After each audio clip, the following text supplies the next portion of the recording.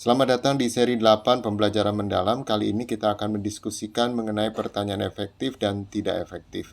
Pertanyaan ini menjadi sangat penting dalam kerangka penerapan pembelajaran mendalam karena melalui pertanyaan ini guru dapat membimbing peserta didik untuk mengembangkan keterampilan berpikir tingkat tinggi, termasuk di dalamnya berpikir kritis, kreatif, mengembangkan kemampuan peserta didik dalam menyelesaikan masalah, dan metakognisi. Ada beberapa pertanyaan yang efektif yang akan kita diskusikan, kita bandingkan dengan bertanya yang tidak efektif. Salah satu pertanyaan yang tidak efektif adalah guru bertanya pertanyaan ya atau tidak. Sebagai contoh, apakah kalian sudah paham terhadap materi hari ini? Itu adalah pertanyaan yang jawabannya hanyalah ya atau tidak. Pertanyaan tersebut dapat kita ganti sehingga menjadi lebih efektif dalam kerangka mengembangkan keterampilan berpikir tingkat tinggi tadi dengan mengajukan pertanyaan yang menuntut jawaban singkat di mana peserta didik harus menjustifikasi jawabannya. Seperti bagaimana kita tahu bahwa jawabannya benar, bagaimana kita bisa memahami masalah ini. Berikutnya, bertanya yang tidak efektif adalah memanggil satu nama kemudian mengajukan pertanyaan. Seharusnya, guru dapat mengajukan pertanyaan untuk semua peserta didik, ini yang bertanya efektif, kemudian berhenti sejenak. Sesudah itu, coba salah satu taktik berikut ini. Di sini ada 3, saya akan bacakan satu saja. Minta semua peserta didik menjawab pertanyaan tersebut di buku mereka masing-masing sebelum kita memanggil salah satu peserta didik untuk menjelaskan jawabannya. Silakan dibaca 2 yang lain. Yang berikutnya, bertanya yang tidak efektif, menjawab sendiri pertanyaan yang diajukan jika tidak ada peserta didik yang menjawab.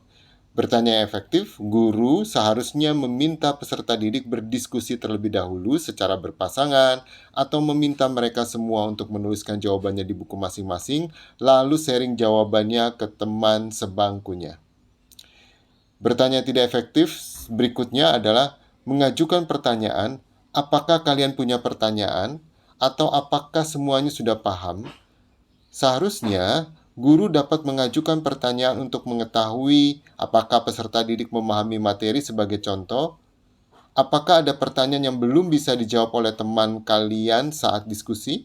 Atau setiap peserta didik menuliskan satu pertanyaan di buku mereka masing-masing, kemudian ajukan ke pasangan kalian masing-masing. Maksudnya di sini teman sebangkunya. Yang C, siapa di antara kalian yang dapat mengajukan pertanyaan ke kelas mengenai materi hari ini?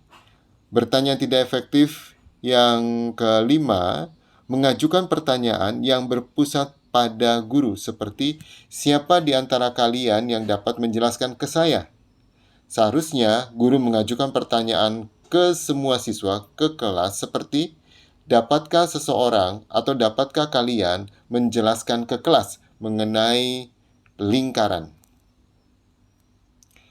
Berikutnya, pertanyaan atau bertanya yang tidak efektif, mengajukan pertanyaan ke sedikit peserta didik dalam jangka waktu tertentu.